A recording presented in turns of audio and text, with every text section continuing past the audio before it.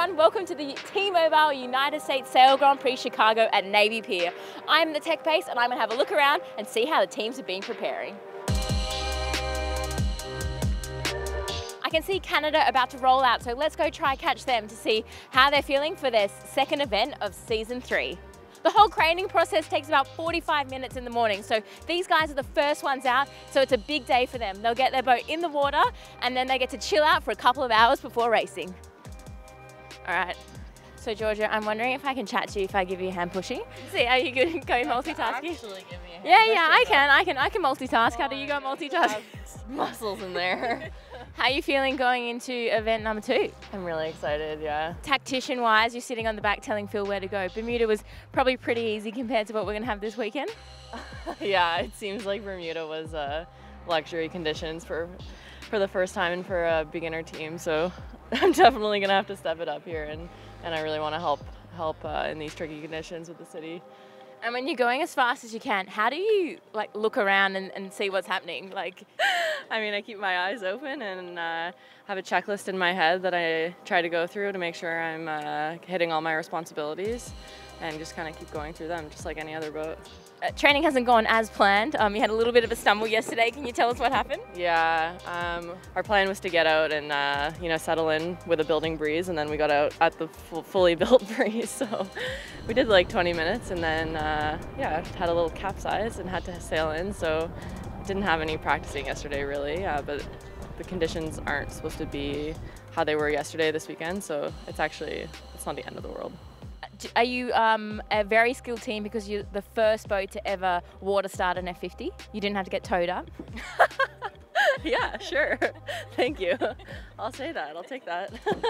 Oh, well, let's hope that you stay upright this week, and good luck for this weekend. Thank you. Thanks, Lisa. Well, I got out of pushing the boat, yeah. So you'll have to do that on your own. Thanks. All right, let's go back to the beginning because I want to talk to the other new team of this season, and that's the Switzerland SailGP team. So they're a whole new outfit. They are more of a mixed nationality team. They've got a British wing trimmer and a Kiwi flight controller, and I want to find out from that British wing trimmer how much he has to learn as a new person on the boat. All right, I think I've spotted Stu, who is the wing trimmer for the Switzerland SailGP team. Oh, no. Oh. Doing nothing, of course. Look busy, eh? Look busy. I'm looking busy. Yeah. Just checking the weather, right? Yeah. New on the wing trimmer, you've done a season with the British on the flight control. How's the wing going? You know, the flight control role is quite head in the boat and really focused on your little job, and the wing trimmer is much more heads out of the boat, and yeah, loving it. I mean, I first arrived in Bermuda and saw the 29-meter wing and I nearly had a heart attack. So big. So something our fans might not know is there's actually an F50 simulator in Belfast. Did you spend any time there learning how to make mistakes? Yeah, we did actually. We spent a good few sessions there as a new team, and some of the guys had never even seen an F50 before. So yeah, it was really useful, and yeah, exactly, new job, and just get your big mistakes out of the way. Although, oh no, we definitely capsized in the simulator. Any goals or expectations for this event, or just go out and keep it clean? Heaps of goals, but not that many expectations, but can't tell you them, otherwise we'll be giving the game away. Okay, well, don't work too hard, and we're looking forward to seeing you racing out there. I try not to.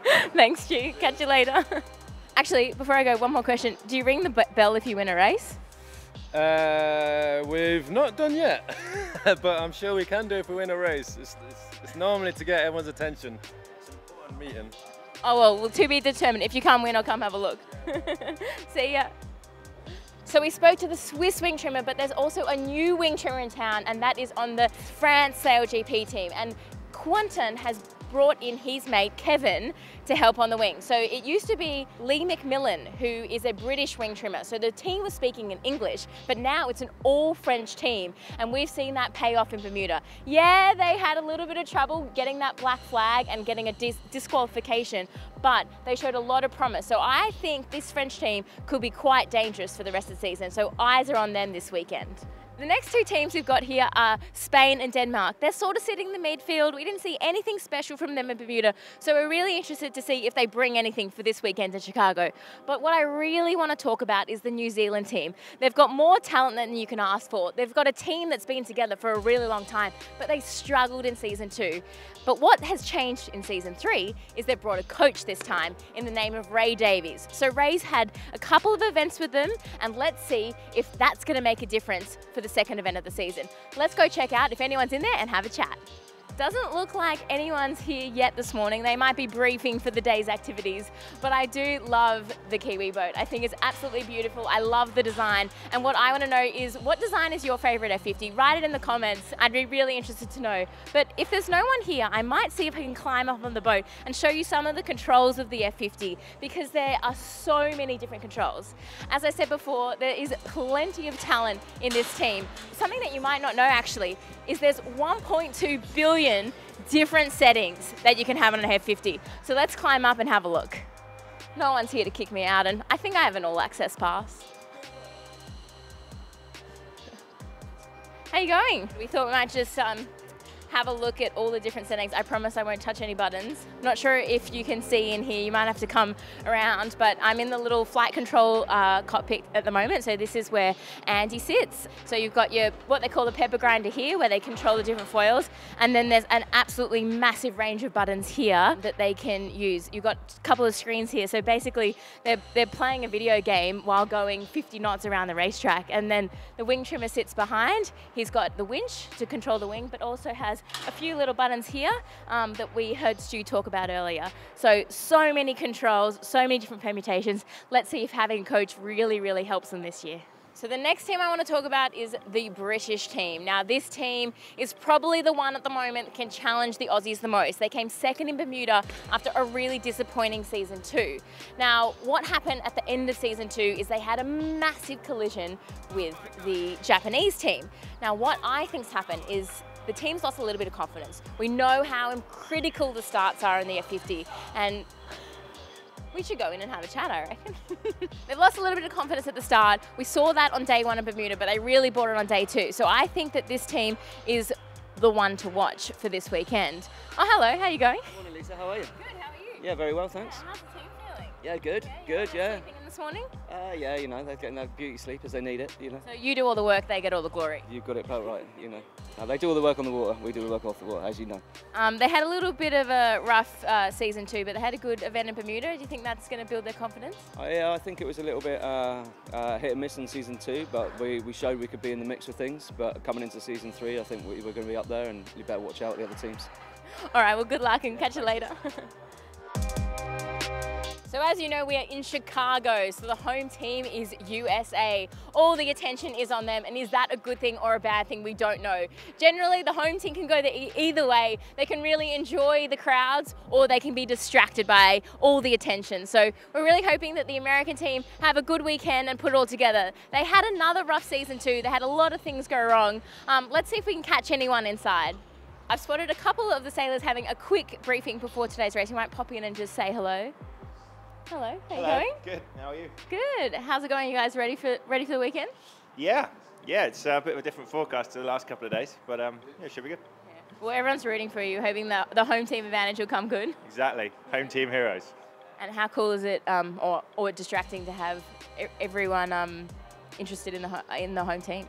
Yeah, it's wicked. It's not distracting at all. It's you know, the guys were down here at like 5 a.m. doing interviews for the news this morning. So yeah, it's pretty cool having all that attention, and you hear it on the water, you hear the cheering and stuff. So it's pretty motivating and pretty cool to be involved with. Oh, well, good luck racing near Navy Pier. Thank you very much. Thanks, CJ. So the racing will take place on Lake Michigan this weekend, and it's our first freshwater venue. Although the water's warm, at each venue, the foils get a little bit of a finish. The tech team, they change the foils setup. So I want to chat to one of the foil experts and find out how they've set up the foils for this weekend. You been busy this morning? Race weekends are always busy. So yeah, a little bit of rudder prep this morning, ready for the Friday today. And do you guys change the finish for each event based on the water? Yeah, water temperature. So we usually go for a rougher finish in colder water, and then obviously in Chicago we're on fresh water for the first time. So yeah, we've gone for a slightly rougher finish again. So we'll see. It's a bit of a learning game for us here. Do you think it will affect the way the guys sail the boat at all, or you've done all the magic here?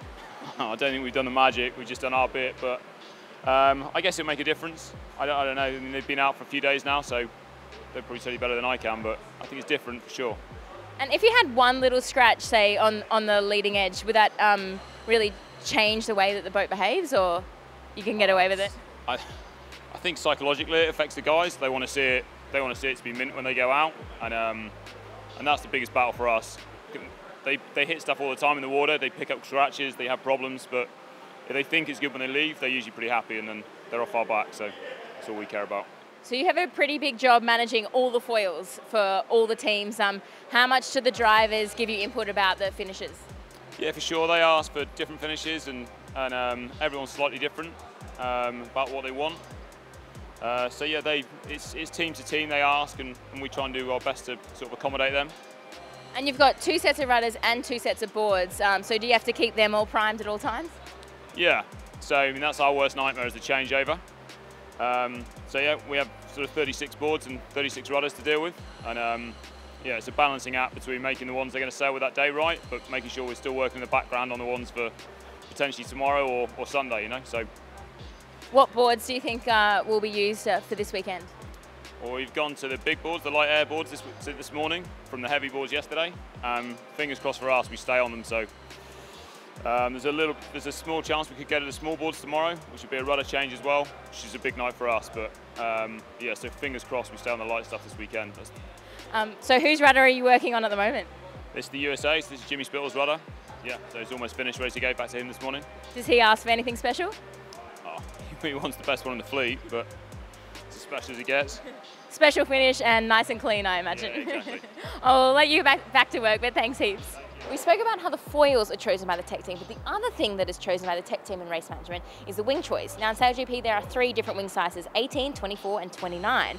This weekend in the forecast we have moderate to light breezes, so we're thinking that the all-purpose 24-metre wing will be seen on Saturday, followed by potentially this big 29-metre wing on Sunday. So the teams don't get that choice, they're just going to have to deal with it. So the final team that I want to talk about today is the Australian team. Now we know these guys are the ones to beat. Not only are they the 2-time SailGP champions, but they also won the first event of season 3 with that runaway final. So I keep asking the guys, are you feeling the pressure? Are you feeling the pressure? And there's absolutely no pressure on that team. There's no one even close at the moment. So I think this weekend will be a little bit different for the team. It's not as easy as Bermuda in terms of an open race course. They're going to be really, really squashed between the seawall and the city. So it'll be a little bit more tactical, which we have seen the Aussies really struggle at some of those more odd venues. So I'm excited to see racing. I think it's going to be super close this weekend. There's going to be lots of different changes, lots of different boundary penalties and tight racing. So I think we might see a little bit of carnage, hopefully not too much for the tech team, but it's going to be a great weekend, and I hope you enjoyed the tech walkthrough.